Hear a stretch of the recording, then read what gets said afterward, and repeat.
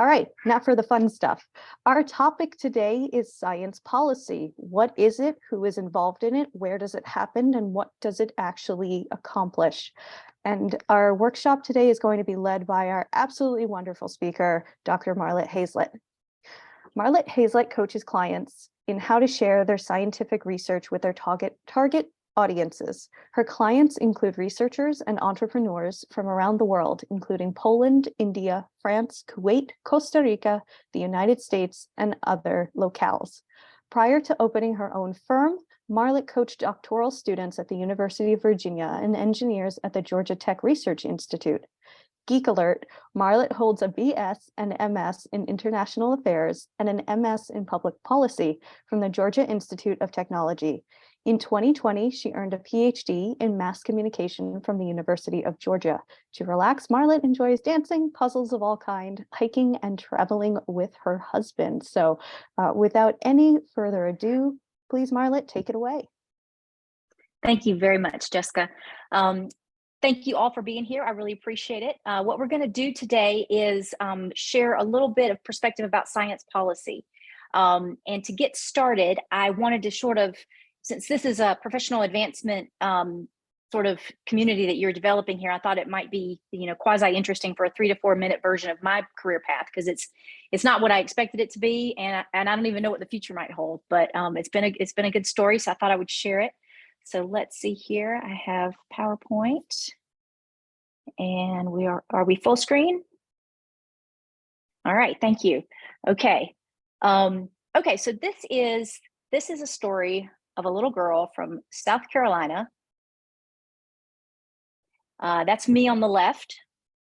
And I was kind of just a renegade kid. I was part of a blended family of 4 girls. This is 3 of us here. And we used to love playing outside and kind of doing any sort of character acting we could. We loved to play Charlie's Angels, or in this case, I think we were impersonating Grease. And this is all of us getting ready to go off to college. We were very close in age, within a year of each other. My mother and my father both had 2 daughters with very close in age. And so after high school, I went to Georgia Tech, which is in Atlanta, Georgia, where I am now. And there are no PG-13 pictures to share from this era because I didn't know what I was doing in college. I don't know if anybody else would have had that experience, but it was I went there to be an architect. And thankfully for all of you here, I was a very bad architect. And so I shifted gears and changed into international affairs, which, if you've ever had the feeling, hopefully you have in the career choice you've made, of just something feeling right, that's the way that this first career change from architecture to international affairs felt to me. After college, I joined the Peace Corps. I was in the former Soviet Republic of Slovakia. It was in the mid-1990s. At the time, everybody knows the wall fell in '89. But then also what was going on in this particular country was it was Czechoslovakia, and it divided into 2 countries. So this was an incredible period of time to be in a country that was going through sort of this, massive identity reflection period, trying to figure out, okay, what do we go from here? I taught English, I taught elementary school kids and high school kids, and we did drama club, and we just had a great time.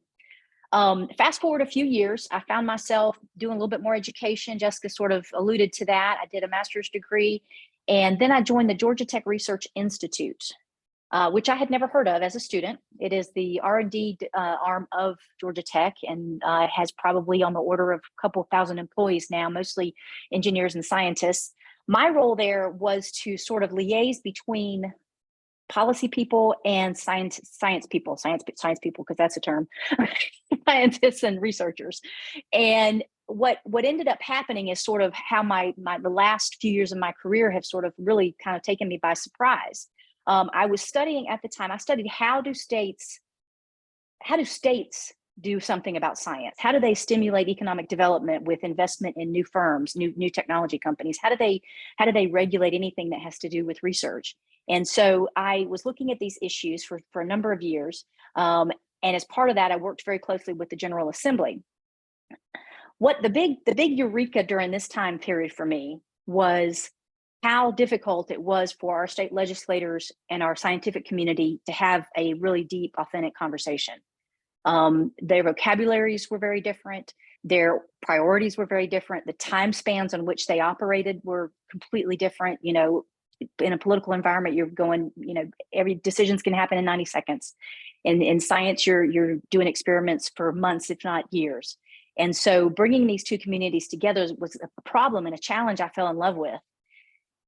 To sort of satisfy that urge, I went and I started my doctoral degree, and I studied science policy in the context of communication. How do governments take in scientific information to create public policy? And I'm going to stop there, because if I don't, probably like you, I'll just end up talking about, you know, really dorky stuff for a long, long time. But that was a lot of fun. And meanwhile, my husband got recruited to the University of Virginia, and I was lucky enough to be able to start developing my science communication curriculum there. And so what does that mean, science communication curriculum? Well, that means that you think about how, because as we all know, we start with sort of a research question, and we develop a methodology that helps us gather data that yields results that we then interpret. There's a lot of steps in there that the rest of the world, we care deeply about, the rest of the world doesn't. So helping scholars know, okay, what does the audience care about and need to know to make decisions? You know, they don't really want to know what our chi-square result was. And so working through all that, working through the jargon, developing confidence presenting, developing wherewithal as it relates to when to use plain language versus when to use more, you know, sort of complex language, using analogies to explain things. And so I taught for about 6 years at UVA, all PhD students, mostly maybe a handful of master's students here and there. And it was really, it was very fulfilling, and it's a very rare curriculum that's offered. I would love to know among your community, how many of you actually had an opportunity to learn how to communicate the work you were doing. So that's what I did there. And so that brings us forward to, you know, today I'm on my own, and I'm working with people to communicate their work in a way that instills passion and interest and curiosity. And I mention that to say a few things that, you know, depending on kind of if I don't think I've ever known somebody, maybe my dad, he was 12 when he knew he wanted to be a reporter, and he was one his entire career, still a writer today, but that's really unusual. And so we're going to have curves and turns and take a few steps back. The next thing is going to be some scary moments. It absolutely terrified me to leave a good job that was paying my bills to go back to school full time when I did that in 2014 to start my PhD. That was a horrifyingly difficult decision. I could do that because I had a strong partnership with my husband. And on that note, if you are so lucky to have a good partner that gets an opportunity that feels like, oh my gosh, I'm just getting off the ground, you know, why have I got to go change locations and try to find a new job? It could turn out to be a wonderful opportunity to, you know, and just take advantage of that instead of sort of seeing it as a setback. Look at it as an opportunity to go forward. So that's my little story. Now I want to kind of give you an overview of science policy. And to do that, I have to start with public policy at a high level. Public policy can kind of seem like it's got two characteristics. On the one hand, you could argue it's a product. You get a law, you get a public policy on the books. But my experience with it, which is, you know, fairly extensive, is it's more of a process. It's very much more organic than, okay, we've got this situation we're trying to remediate, and here's how we're going to do it. There's a whole lot more that goes in between it. It's got so many subcategories that you're very familiar with, and the list is almost unending. We tend to, by the way we've designed our government, we tend to try to put them in buckets. You know, our cabinets are made up in these, we learn this in civics, these different categories of education, defense, energy, et cetera. But what's more and more true is that these things intersect and overlap a lot more. And there's all these subcategories that come up. What is fun for me as a science policy person is that I find that science has is the wind in the rain, so to speak. And it cross-cuts all these areas. You know, science can address a lot of problems ranging from, you know, very technical things to, you know, like cybersecurity, to social problems such as, you know, how do we help people, you know, social science analysis can help resolve problems in the social sector. So that's a big high level picture of public policy at the start. So if we can agree, hopefully at a high level, that public policies are a government's actions to influence citizens' behavior. Some examples of that: speed limits, minimum ages for certain things such as going to school or drinking or joining the military. We have this thing in the South called sin taxes, and it's more taxation on products like alcohol or tobacco to sort of, you know, influence people to be more healthy. I'll get off on my political tirade if I try to analyze that at all, but these policies are generally used to influence how we behave as citizens. So if we agree with that generally,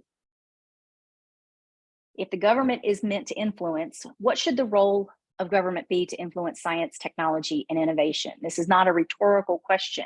I would love to see in the chat your thoughts as to what the government should be doing to influence science, technology, and innovation. And I'll be quiet for a couple of minutes while we do that.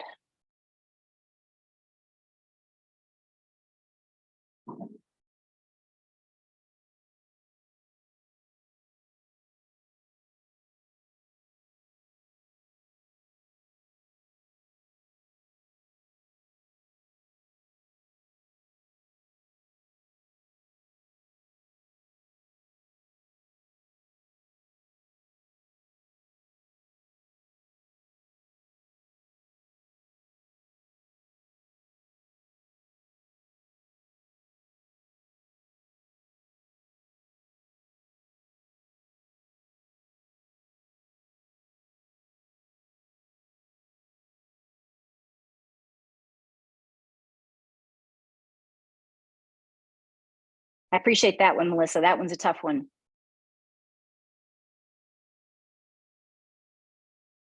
All right, so it's not a simple question, is it? It's kind of a tough one.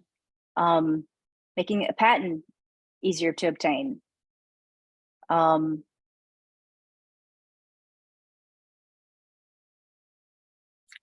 good. So, Alyssa, I was wondering, would you comment on yours, please? Is it not common to have? Is that not encouraged at the present to have collaboration with public health labs? I think it is currently. It's just that it's not a lot of it's not a direct, I don't know, rule or idea that a lot of the labs I've been in before. It seems that a lot of the scientists I've worked with, they don't always see that, oh, I can directly relate my biological research and apply it to public health. I don't think it's on the forefront of people's minds, is what I'm thinking. Okay, I think that would be a great science policy frontier to work. Enable science outside of supporting a profit motive. Well, Marshall, you must be an idealist like me. All right. Well, thank y'all for being responsive to that prompt. It's not an easy question. So kind of continually with the science policy, kind of focus down a little bit more on it, kind of leaving the big policy umbrella. There are two conversations that happen around this space: policy for science and science for policy. And it sounds like a turn of words, but they're actually very, very distinct. The first is policy for science. And so what you're going to see on this next screen is a series of questions that sort of tries to explain what an example of that kind of policy would be. In general, these are policies that support science. So Jessica, to your chat idea about, you know, making patents easier to obtain, or more research funding, those are both policy for science. So, okay, so how do we decide what gets funded or even defunded? How should policymakers think about the ethics of technology such as cloning and CRISPR? How are scientific disagreements resolved for policy decisions? I have a story of it's been definitely 10 years ago, maybe more. I don't know if any of you have any Georgia connections, but we have a very strong set of stances down here as it relates to right to life and abortion. And there was a debate many years ago about the definition of an embryo. And the chairman of the committee that was leading the discussion brought in a scientist from the University of Georgia that would advocate for the way he wanted embryo defined. And of course, there were some other people there trying to insert their interpretations in their language. And it was not a scientifically not bad. That's not the word I want to use. Science was not being used to define embryo. Politics was. And so it was very, very challenging to watch that debate and know that really science was just being used as a pawn. And then how do we develop diverse and equitable scientific workforces? So those are issues that kind of get in the bucket of policy for science. How do we make science and the scientific community and the process of discovery as strong as it can be? How can the government do that? The other part, which tends to be where my natural interests lie, is where do we use science to inform policy? So in my dissertation, I looked at where science had been used to regulate bisphenol A, which you probably know better as BPA. You'll see bottles that say BPA free. There's an old sugar substitute called cyclamate, which hasn't been used in the US since the 70s. It was outlawed. It's completely available in the EU. And then my third one was hormone treated beef, which is available here in the US very readily, but completely outlawed in the EU. And so I wanted to know, where did science play into these decisions? Here are some questions that kind of run along that front. Melissa, I think you had a question in this spirit. How can the government use research to gain the public's trust when responding to a pandemic? We all kind of saw how that played out.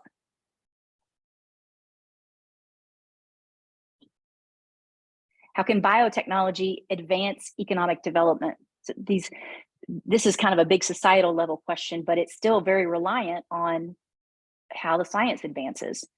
The role of STEM education for global competitiveness. This is a question that is not unique to the US. Many countries across the world want to know how can they leverage this.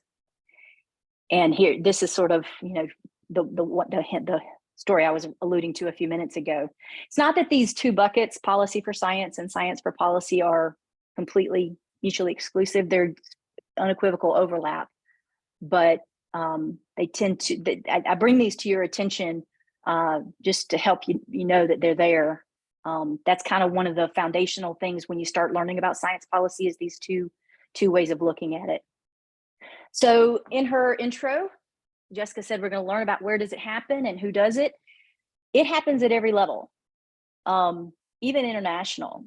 And so the next couple of slides, I'm going to show you some actors, and some of them will be very familiar to you. You are all science in the policy landscape, in the science policy landscape as a function of the agency you're in. At an international level, UNESCO has a science and technology unit. It's not very big. And they kind of do research and try to report on various things. The UN has a very long-standing environmental program where they try to exert influence and draw on research to inform their recommendations. Within the US, we have the NSF and the OSTP, Office of Science and Technology Policy. All of these are federal and international level. Historically, I would say that science policy as a thing has been around for roughly since kind of the end of World War II. It was sort of born of this need to defend the nation. It has very much evolved, and over the past 15 or 20 years, for sure, maybe more, it has been kind of pivoting from defense to growth, economic development. How do we compete with the rest of the world? And we do that through science. And so there's been an evolution to watch. One of the things that I did in the earlier part of my career was I wanted to know what the state level was doing. The government, the federal government has a lot of the money, but the state could definitely use science to their advantage. This is just a snapshot of examples. You'll see the University of North Carolina strategic plan for their science and technology. I think I might have extracted some of that away. This is a plan that on the right-hand side, you'll see this Innovate Georgia 2025. It's our science and technology strategic plan. I worked with other universities and the state government. We had a legislative committee, a joint legislative committee that was specially appointed to do this. It took us the better part of probably 18 months to put this together back in 2011, I think. And then this California effort is getting broadband out to the country, which sort of is a nice segue, excuse me, not the country, the state. This is a nice segue to what we're going to try to do today, which is we're going to focus at the local level. When I was at the University of Virginia, there was a really strong graduate science policy initiative there. And one of the things that they worked on was single-use plastic. And they found that doing that at a very local level, in specifically the Charlottesville community where we were living, they had a very profound impact. And trying to communicate why, this excessive amount of plastic was harmful to not only the environment, to us as human beings. It was a very effective campaign, and they got a policy introduced about that. And so many of the restaurants in the area quit selling that, and provided a different mechanism for drinking water. So it can happen at any level. And as it relates to who, I would suggest that you can be involved in it. I never would have thought, coming from South Carolina and, trying to think I was going to be an architect, that I could be involved in science policy, but I did. And it was one of the most fulfilling, educational, insightful periods of time in my life. And I encourage you to do that if that's something you feel drawn to. So, Jessica, I'm noticing that we have 11 participants. So that's probably enough for maybe 2 groups. So that means that we might have to have a little aside as we work out the mechanics of the grouping in a moment. This is the issue that we're going to be trying to deal with. Hopefully you all had a chance to read the read ahead. This is the exact same language from that. The digital divide, and I've started seeing language calling it digital inclusion, expresses this challenge between people who have access and those who don't. But even kind of more intricate than that is the level of access they have. I mean, you can have a phone at home with internet, but you can't do everything you need to do in the same way. I mean, a kid couldn't do his homework on a phone if that's what he had, if that's the level of internet that they have. So it's a very rich problem, and it's not solved. I have been hearing about the digital divide for at least 25 years, since 1998 probably. And I'm sure it was around before that, because I'm never on the cutting edge of this kind of thing. And it's remarkable to me that we're still facing the same challenges. Will we ever completely eliminate it? It's probably not. There's probably always going to be at least single digits of folks that don't have what they need, but some of that comes down to their choice. And so that's part of what today's simulation is going to introduce, is people's personal choices. So we have this little town. It's about 2,500 people. It's located in the mountains, and it's a place you would love to go for the weekend. They've got, lots of stuff to do outside, and they've got some good restaurants for you to go to. But companies don't really want to be having to go and, build out internet there, because there's not an economic incentive. And so the town is trying to decide if they want to do it. And they would need to charge the citizens $300 per family, and the businesses. And so there's a town hall meeting coming up where they're going to decide. And so these are the 6 roles that we would have had. And so I'm trying to think now, with this limited number of people, the best way to handle that.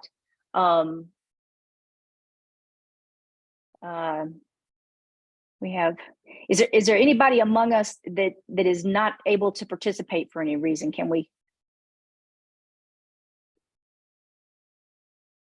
I'm not able to see all the forms of communication here. Okay, so yes, Marshall can relate to this very well. All right, so I'm going to assume that at least 9 of us. I'm not participating in the debate itself.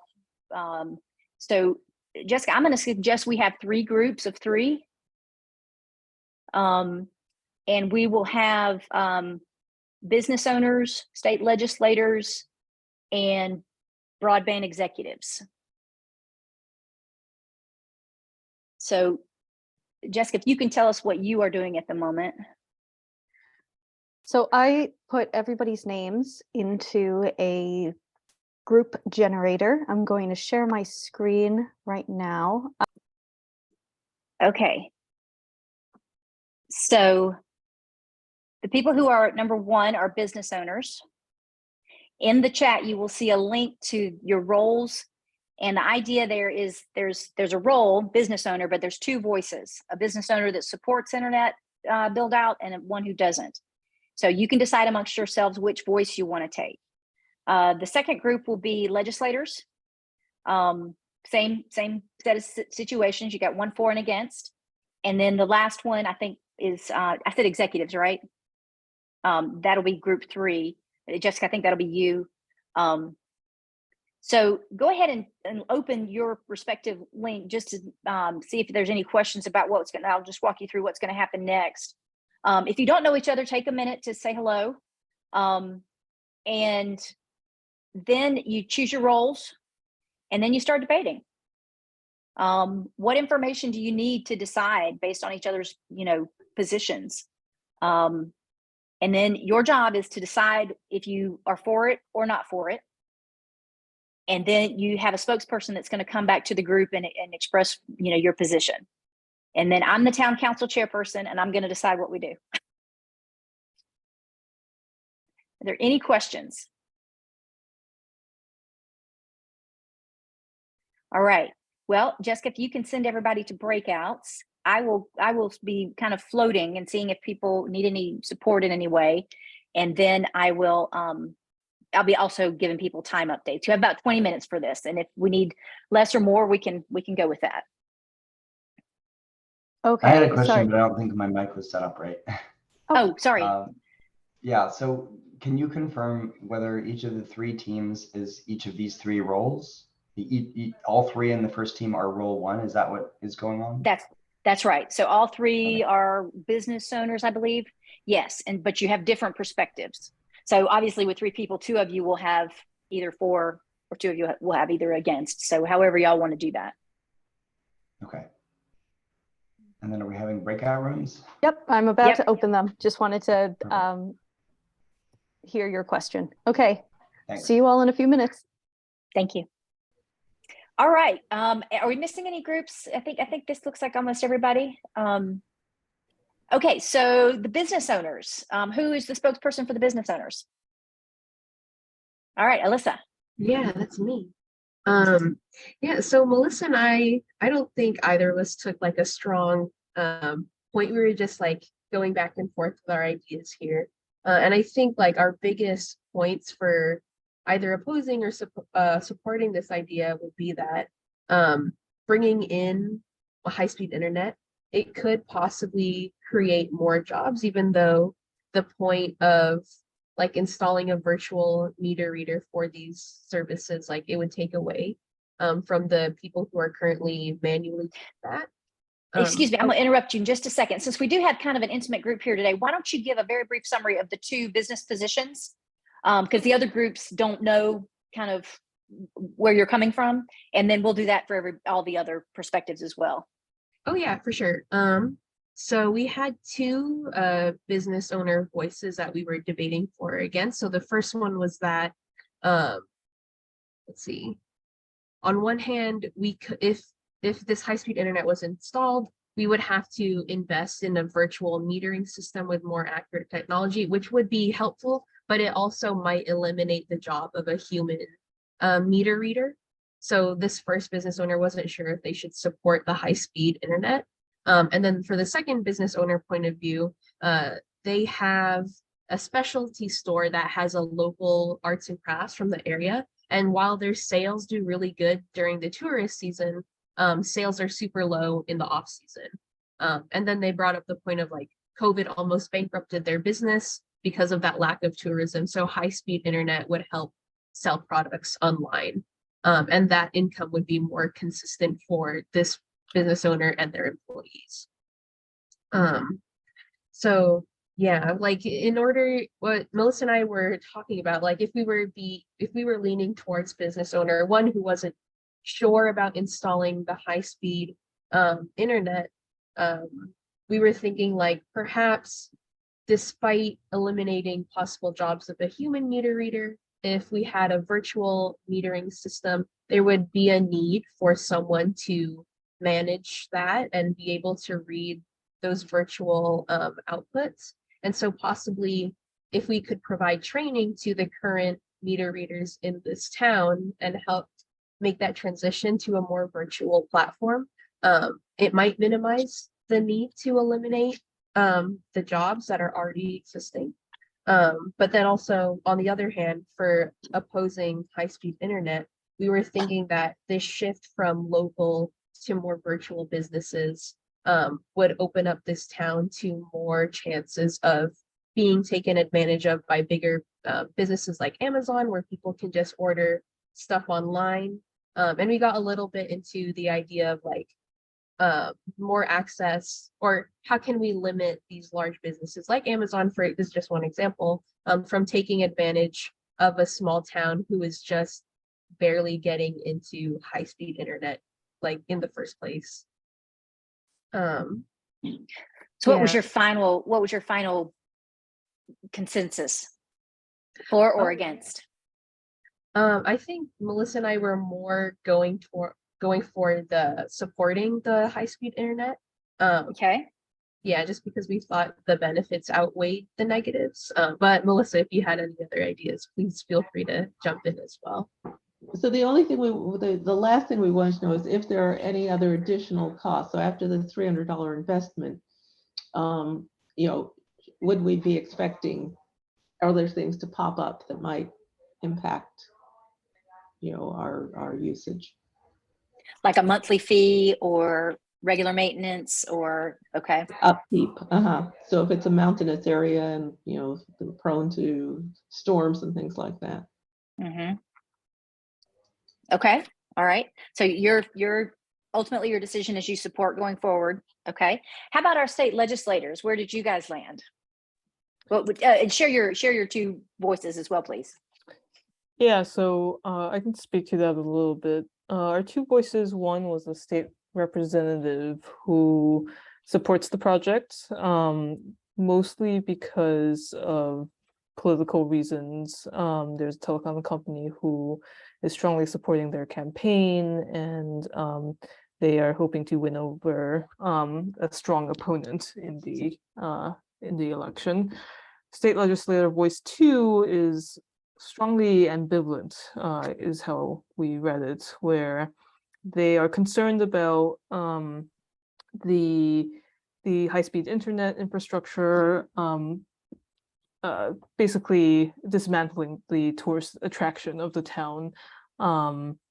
It might compromise the old-timey feel, essentially, but essentially will support what the constituents want. And ultimately, I think we ended up tending a bit more toward this ambivalent stance, and I think that was because we felt like we didn't have enough information about what the constituents do and don't want. A couple of concerns that we ended up discussing were that if we support the project, we don't know, for example, that much about this telecom company that would come in. Are they, you know, a company that has a good reputation? Do they have exploitative labor practices?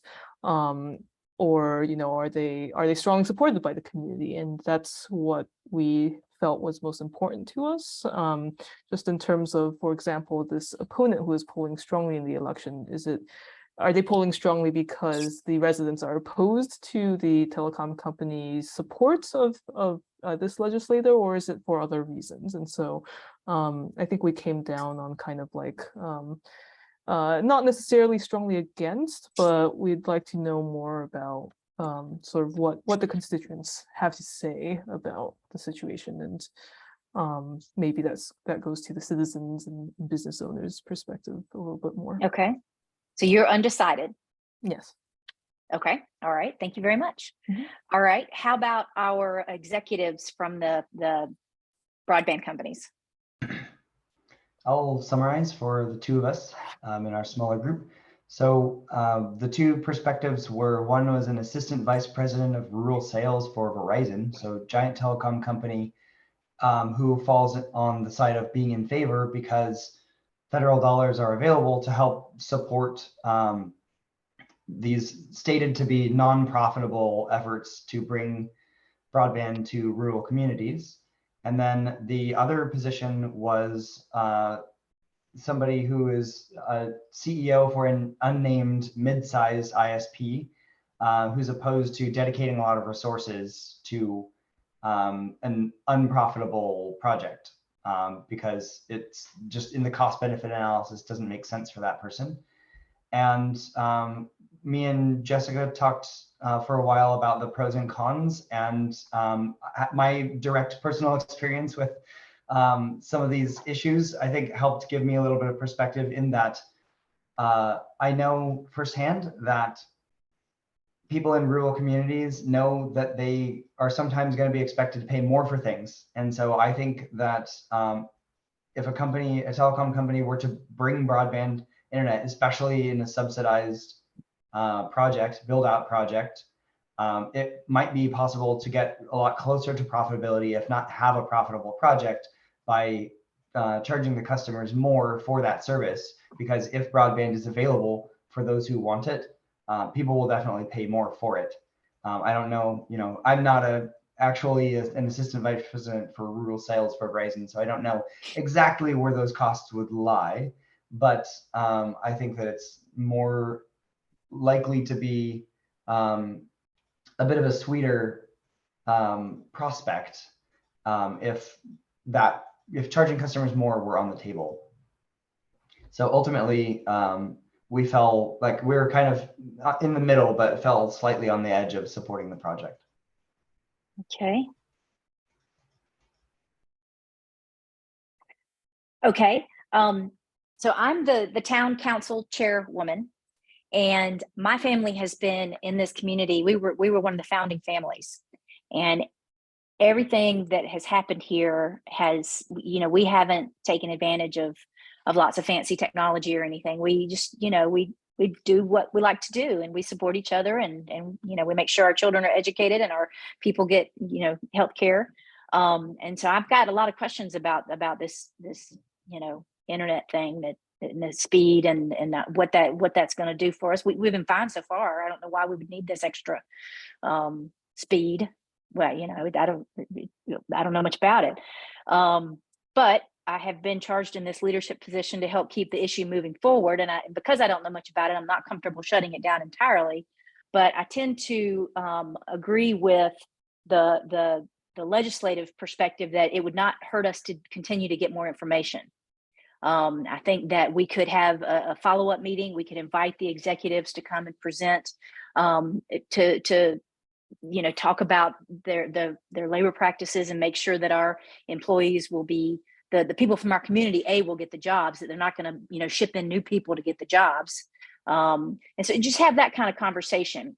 And so what I would say is a good outcome from this meeting is for us to develop a set of questions that we feel like would inform us to make a better decision. I think we would love to know more about the costs.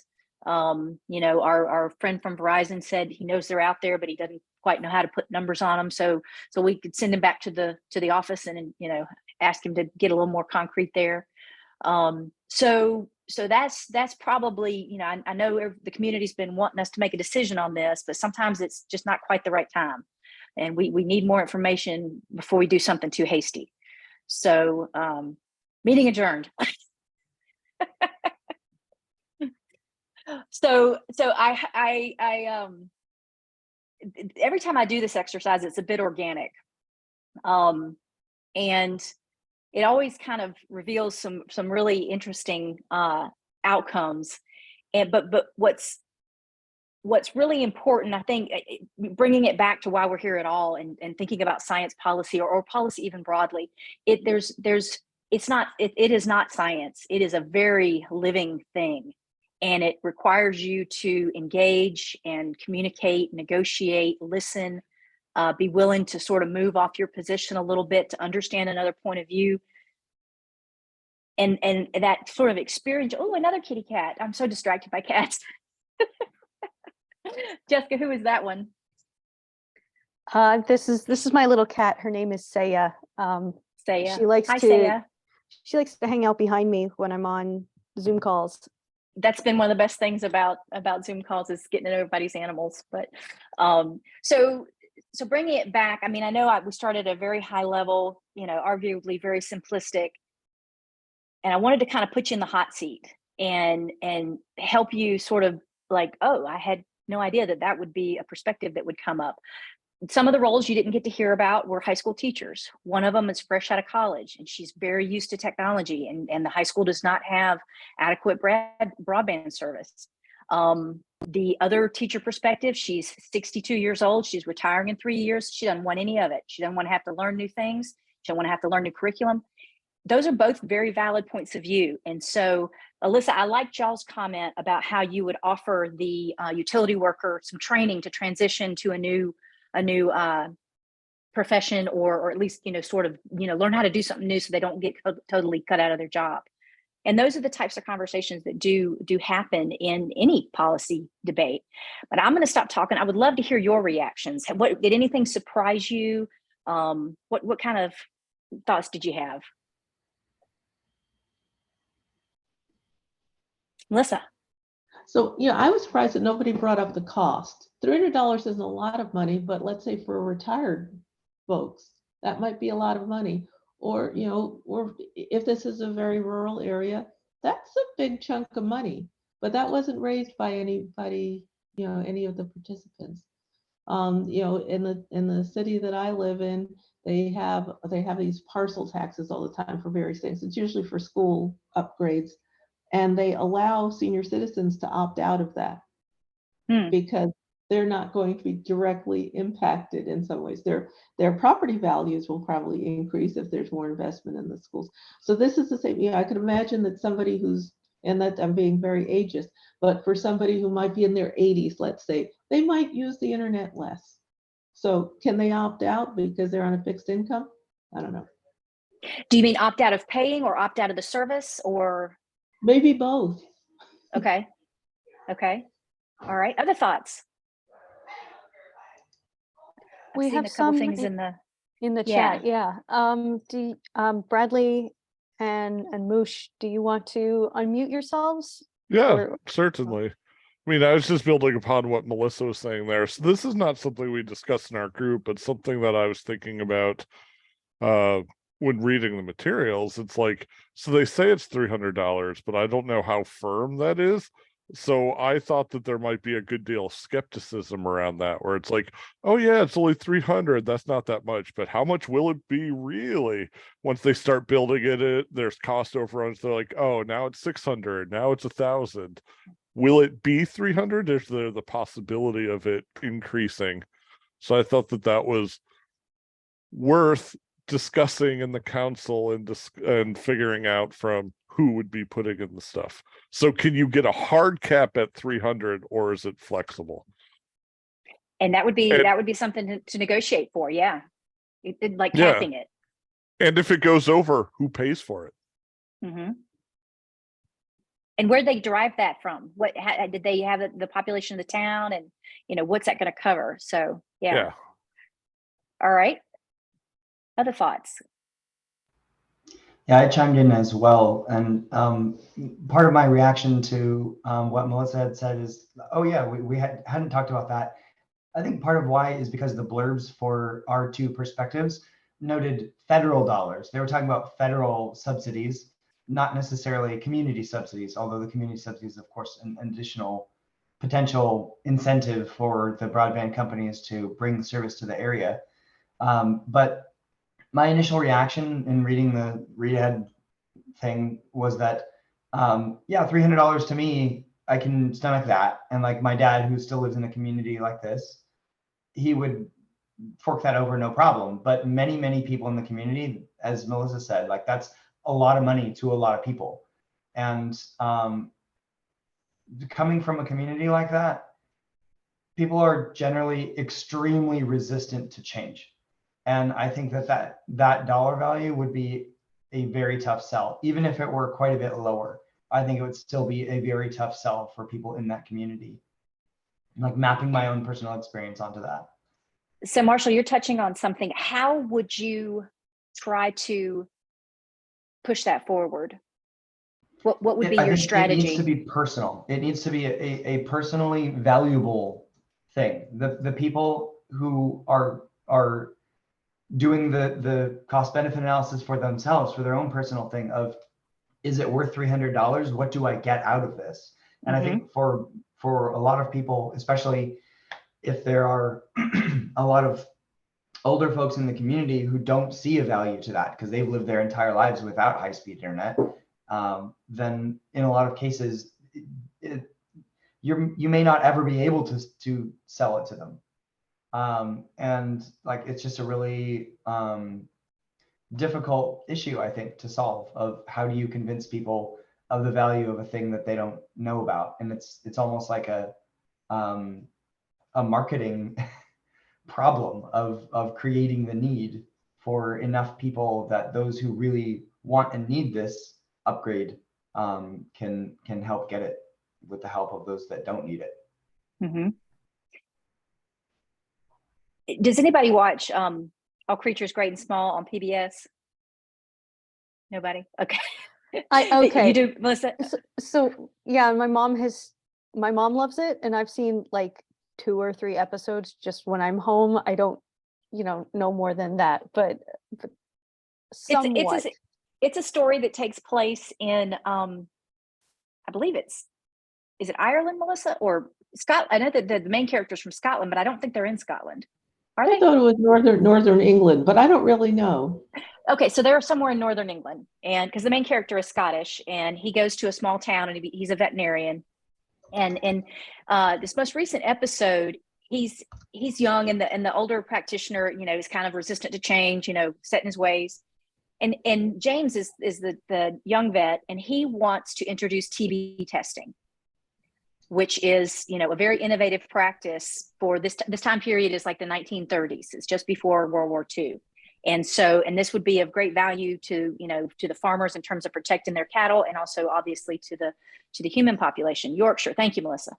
And so, and he's really this is exactly the tension that he faced in this latest episode, with trying to persuade the farmers that this is not something to be afraid of, not something to fear, that this would actually, be beneficial. And his solution was, and this is why I asked you this, Marshall, he found a trusted agent in the community. He found one farmer that he could explain, to your point, what the benefits were, how it would be beneficial and helpful to him. Then that trusted agent didn't even have to explain very much more. He just said, I'm doing it. And then the rest of the farmers got on board. And so that's not very rational. You would think that they would all want to know, how's it going to help me? But they trusted that person. And so that's another, there's a theory it's a communication theory called diffusion of innovation, a guy named Everett Rogers. It was born in the agricultural sector back in the probably 40s and 50s. It's a great theory. I love it. And he basically explains what's involved with getting people to take on new ideas. He's the one, I bet you've all seen this curve where people are like, the people that adopt technology fastest, and then those are the laggards. You've seen this curve before. I'm a laggard. not totally. I'm kind of up the top of the thing, but he really does a great job explaining why this trusted agent is so critical. All right, other thoughts? Anybody else want to chime in about how this maybe has given you something new to think about, or new questions? I'd like to chime in, because I normally, when I do these PAWS events, I'm like the distant observer. So it was nice to participate today. And I had the role of the CEO of the mid-level ISP company. So I was against the project because I knew that I could not put my company resources and people power to make that project happen. And I do think that's a loss for the community because, I mean, personally, I support broadband access for everyone's, but even as the CEO, even if I did support that, I'm not in a position to be able to offer it, which means that Verizon or a similar large company needs to step in and do it. And I feel like the larger companies, they, if it was a mid-level ISP company, I might be more regionally based, which means I understand the region better. I understand the culture and the people, and I might have a more personal relationship with the customers, rather than the international company that Verizon is. So it's kind of a shame that if these projects have to happen and should happen, they do go to the larger players who might not care about the individuals as much as more of a mid-level company or a small company that just doesn't have the resources to do it. Because even if it's $300, and I guess I wasn't ever clear if it would be $300 per person, per business, per family, like who is responsible for that $300, but whatever it was, and with the federal subsidies, it still wasn't going to be enough for my company to justify doing it. So if a project like this happens, it has to be a company like Verizon that's running it.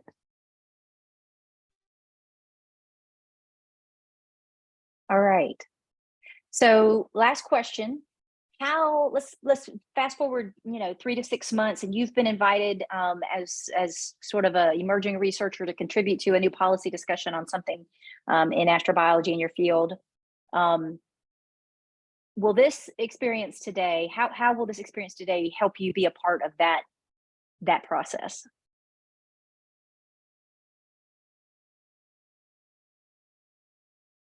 I guess for me, it feels like it better highlights some like the degree to which the devil's in the details in some ways, where it's like, first reading the document, then there's a lot of, okay, this feels pretty straightforward. And when you talk a lot, it's like, well, actually, there's a lot of, right.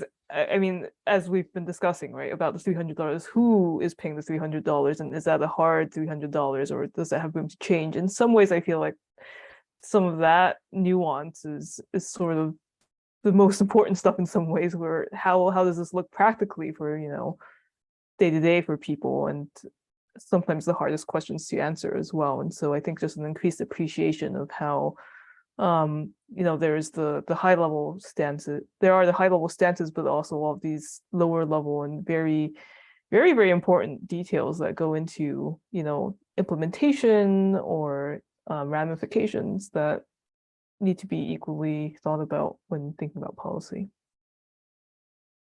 Well said. Well said. Alyssa, did I see you moving towards your mute button? Yeah, my only thought was that if we're trying to relate this to like the field of astrobiology, like obviously this would need to be something that has to be discussed with the entire communities as a whole, since that funding would come from the people. So I think, I don't know, making sure every party is fully aware of every step of the way is the most important part of like processes like this, especially when it comes to like communicating very, very clearly. Yeah. Anybody want to have a last word, Alyssa? So I'm just thinking there was a recent, like 3 months ago, announcement that everybody who proposes to the to proposals within the Science Fiction Directorate needs to to add an inclusion plan, which on the basis of it seems really straightforward. Yes, say how you're being, inclusive within your team, inclusive within your community, inclusive within, the astrobiology community, the US, whatever. And there was I thought, a surprising amount of backlash. It's like, what is this thing? What if I'm working alone? What if I only have, it's just me and a grad student? And there was all this pushback and discomfort. Can I use an institutional inclusion plan? And it's something new. I think people understand the reasons behind it, but there's always all this pushback. And I think the same thing, that if you get somebody who's respected in the community who said, what a great idea, I've got one, and it can change the flow of things, and people think, oh, okay, I'm sure I can write one, or, can you show me yours? This is an example. Or it's just, anytime there's anything new, people automatically say, how is this going to impact me? And, is it worth my time? It's not about the science. This is, anyway, and it is about the science, but it's something new. And there are always people who are going to push back. Always, always. All right, that's everything that I have. We could have this discussion very, very long time, and there's lots to cover in the realm of science policy. I hope this has been a little bit of a glimmer of, oh, okay, something new for you, something at least fun on a Friday. And Jessica, thank you for the invitation. And I wish all of you the very, very best in your research and your collaborations and your publications, all that good stuff. Thank you so much, Marlit. Before we adjourn fully, are you up for answering any questions that the audience might have about sure. Sci-Poly in general? I don't know if there are any. Anyone, if you have a question for Marlit, now is the time to ask.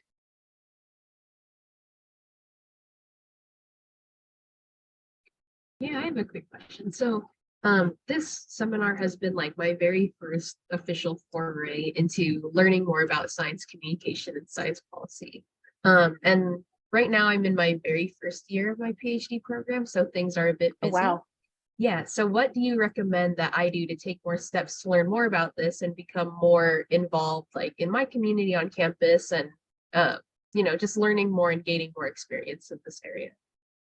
Great question. Okay, so one thing that I will put in, I would say for the first year or two, you do what you're doing now, collect information and try your hardest not to act too much on it, because I think what you're doing right now is real hard, and you'll gain a rhythm to it as the time goes by. And so I'm guessing your program's what, probably 5 years or so? Yeah, 5 years. About. Okay.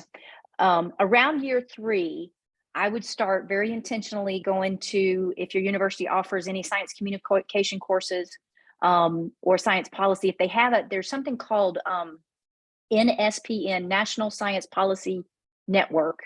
That is a network of graduate students, and there's chapters at various universities. They have a website, of course, NSPN. There was one at EVA, and they have really started to gain momentum over the past probably 5 or 6 years. So that would be a way to plug in if you are, the type of leader that wants to start your own chapter. If there's not one at your university, that would be something to think about. There's also the AAAS Science and Technology Policy Fellowship. Jessica, did you do that? I haven't done it. So that one big caveat is you cannot apply to that until you have your PhD. That was what, yeah. So that one you can not really have to worry about. You can maybe like talk to people who've done it and sort of put it on your information gathering phase. But I would recommend for the first couple of years, info gathering, and then years 3, 4, 5, start, getting involved to the extent that your bandwidth allows you. Anybody want to add to that? Does that sound about right?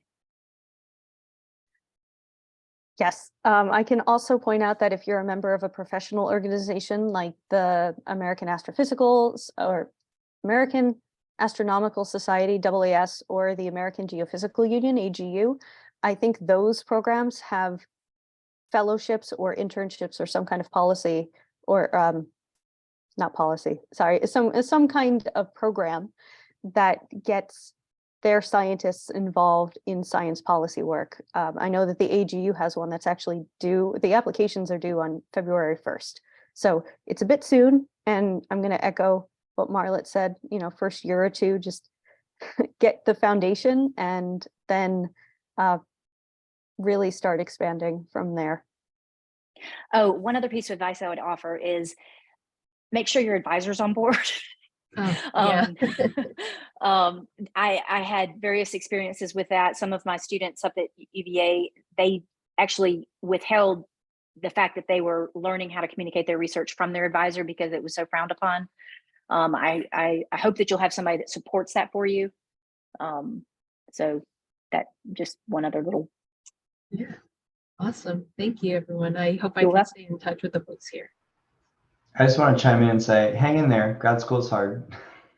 It's very hard. Thank you. Yeah, you can do it. You can do it. Thanks, you guys. All right, Jess, anything else? Just want to thank everybody for coming today. Thank you for being such excellent participants. Let's give a round of applause for our speaker who did such a good job of putting together an excellent program. Thank you so much. Thank you. Thank you. I wish we'd had, I mean, I'm very glad for all of you, and you did a wonderful job. It makes a difference when there's a, the full representation of the roles are represented. There were 6 of them and we were only able to get 3 in there. So if you ever want to do it again, let me know. We'll make people promise to come. People will look at the video, so it will be watched. Good. Good. All Hello, right. video people. All right, then I think we will end it here. Everyone have a fantastic weekend, and I'll see you next month for what we have planned. And thank you again, Marlit. My pleasure. Y'all take care. Bye, Thank you so everyone. much. Bye.